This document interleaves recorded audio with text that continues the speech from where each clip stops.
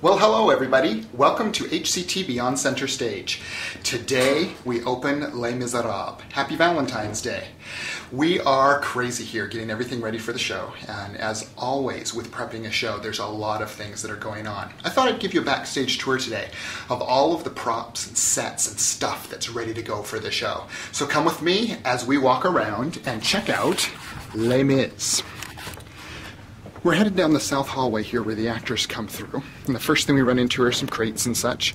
But then we see here all of the desks that are used for the girls who work for the mayor, who is Jean Valjean. In the book, he came up with a new way to make a black bead that could be used for rosaries and such, less expensive than an actual jewel. So he actually made them kind of mass producible, and that's what he does to make his money. You can see here we have all sorts of properties, things that people have to carry on stage and use at different parts in the show. All of them have an assigned place to be. Keys, bottles, ointments, coins, canes, and you can see that there's a very specific set that each person needs to use. As we come back here into the costume area, we are going to head to the wig room. You can see here that there are a whole bunch of wigs for the show. This is where all of those wigs will be put on during the night. And you can see here that each of the Jean Valjeans and each of the characters have multiple wigs to age them throughout the show. In fact, this wig and this one are the exact same wig. They've actually just aged it. Over here you see all of the ladies, including some incredible lace front work where they actually hand lace in each one of these hairs, these strands, so that it will look more natural on someone's head for a balding person like me. Pretty cool. So as we come around backstage, we're working on finishing some things up.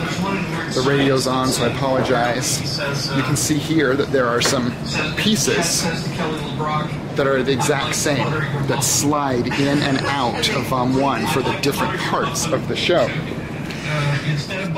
Here's a bit of what starts some of the barricade, weaponry, the ABC Cafe, lots of tables and chairs that will be empty, of course. And then this is very cool, the little weaponry hallway. And you can see that each gun is prepped for a particular person. And all of those are very authentic, including some dueling pistols. Very cool. So let's take a look out on stage, what's going on, and take a look at the intricacies that they've created for the set. As we walk along here, you see that we're walking on cobblestone. But this isn't exactly cobblestone, is it, Ryan? No. In fact, this is it's kind of a process of layering. We have a layer of plywood and a layer of this material called MDF, which is kind of a composite of, it's like sawdust and glue, just really compacted tightly. So it's kind of a harder material. Kind of like particle board? Yeah, it's really particly, and so it just like dust everywhere. Oh, I bet. And so what we've done is we hand carved each individual cobble. So every single one of these you hand carved? Yes. How many are there? We've estimated about 2,000 of these little guys. That's crazy. How long did that take? Wow, it took about a week. I mean, we're talking multiple people a week. I mean, 8 to 10 hours a day for a week. Wow. And in fact, at certain points of the day, we kind of got bored and started carving our initials. Up here, there's a J, if you can kind of see, for Jimmy. He was one of our helpers, and Alex, he was one of our helpers, and he put a bunch of initials. Where's an A, Alex? It's right there. It's kind of just... Draw it for me. I think it's kind of like boink, boink. Okay, so it's kind of scarred into the... Over here, I have an R, if you can kind of see, for Ryan. Very subtle. Very That's cool. subtle. So you took great pains to make sure it was all one level, right? One level. So that it wasn't really like cobblestone and not causing people trouble. Yeah, I mean it's very cobbly. Yeah, it looks great. It's very, very cool. So excellent work. Thanks. Thank you. So here we are, just a little bit more than 24 hours before the production starts, and Scott Flitton is working here hard on what looks to be an unfinished piece, right? Yes. What are you building? It's the wagon that Valjean picks up and saves the gardener. Excellent.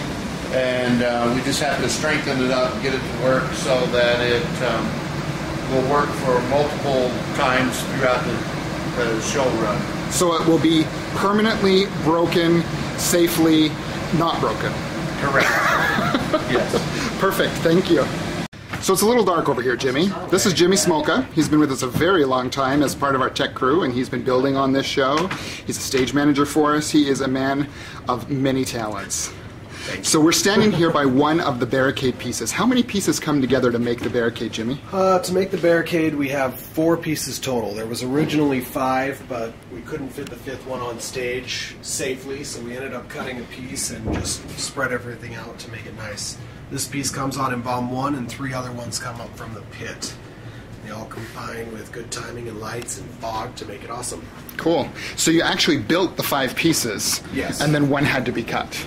Yes, and we still have it. We're just going to use it for something else. We always manage to find a way to reuse props. In fact, one of the pieces we'll see down here in just a second was used in ragtime. Yes, the big staircase. Right here. We always laugh about this in the pit for this show because as you can see, there is just tons of stuff. We've just packed it full. So we decided that the pit for this show is our little magician's hat. So every day during the show, this staircase gets loaded on the stage, comes up into the scene, and then exits out into the shop. So, yeah, we just pack everything in here as tight as we can, and then... I'm assuming this here is more of a barricade piece? Yeah.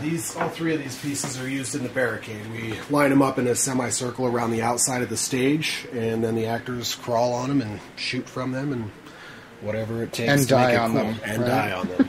In fact, I recognize this rectory from Footloose. Footloose, yeah. Yes, Mark Dietlein was the preacher. From that. So what have we got here? This is our foam pit. You can actually pull this piece down. So we built the walls out of foam so that in case he misses a little bit, he doesn't die.